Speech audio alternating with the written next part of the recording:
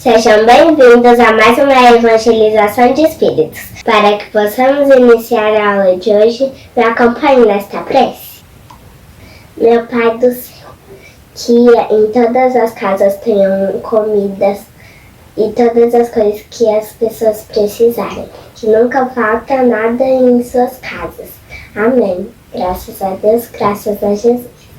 A aula de hoje tem como tema a vida espiritual, influência espiritual em nossas vidas. Vamos evangelizar?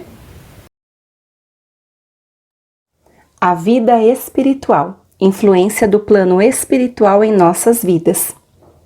52 lições de Catecismo Espírita, Eliseu Rigonati.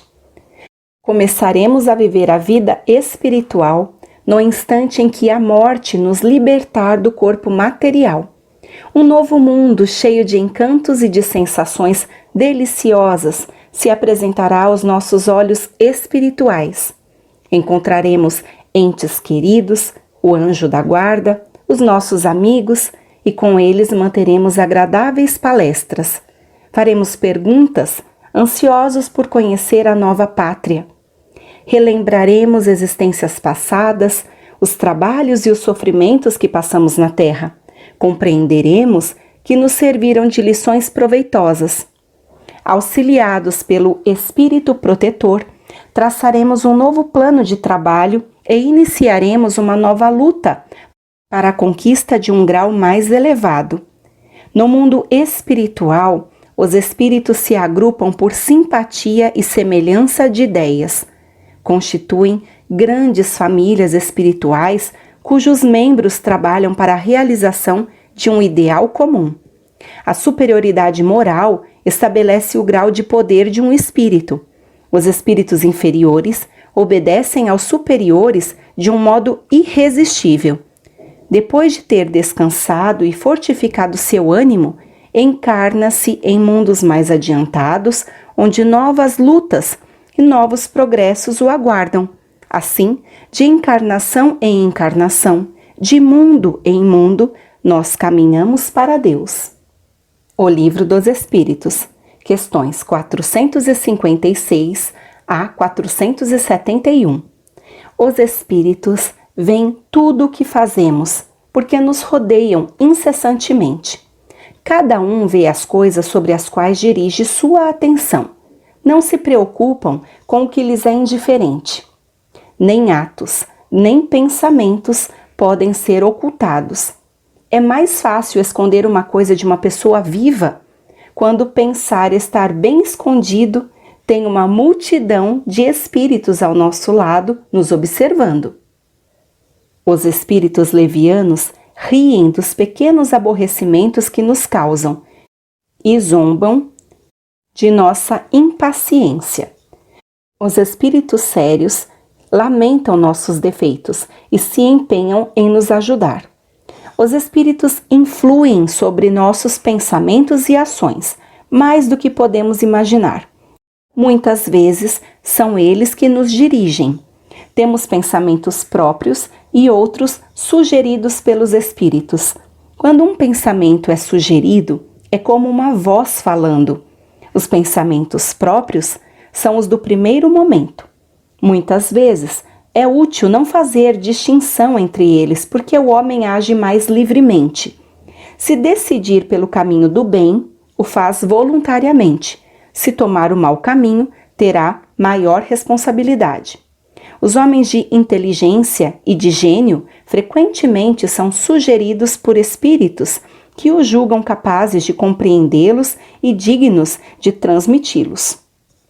Quando não as encontram em si, apelam à inspiração, fazem uma evocação sem suspeitar. Os bons espíritos apenas aconselham o bem. Cabe a nós fazer a distinção dos pensamentos que são sugeridos. Os espíritos imperfeitos nos conduzem ao mal para nos fazer sofrer como eles. Fazem isso por inveja, por saber que há seres mais felizes que eles. Querem impor aos outros os mesmos sofrimentos que sentem os espíritos inferiores, afastados de Deus. Os espíritos imperfeitos são instrumentos que servem para pôr à prova a fé e a constância dos homens na prática do bem. Nós passamos pelas provas do mal para atingirmos o bem.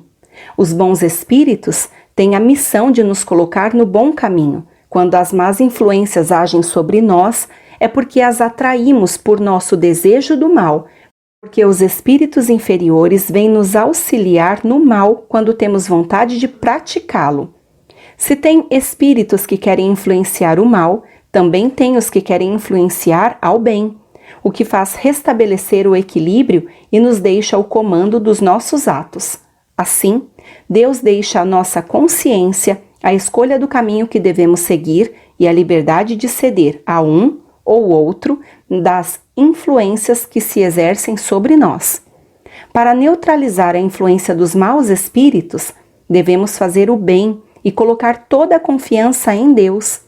Evite escutar as sugestões dos espíritos que te inspiram maus pensamentos, sopram a discórdia e excitam as más paixões.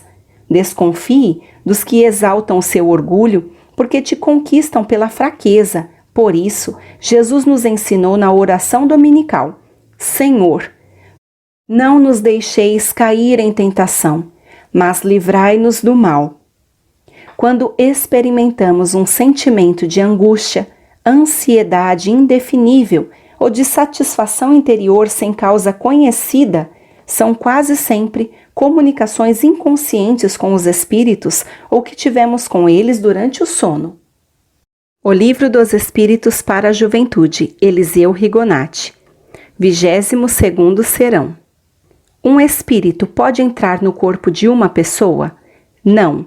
Um espírito pode influenciar alguém até o ponto de deixá-lo perturbado, subjugado ou obsidiado. Geralmente, são espíritos vingativos, desejosos de fazer o mal que lhes causaram em encarnações passadas. Abusando da liberdade e invisibilidade, vingam-se. No centro espírita, por meio de médiuns, conversam com o espírito obsessor, mostrando a inutilidade da vingança que será atraso para ele, que o mal que lhe foi causado não ficará impune pela justiça divina. Quando ele se convence, perdoa e tudo se normaliza. No 23º Serão, os bons espíritos gostam dos homens de bem, cujo progresso ajudam.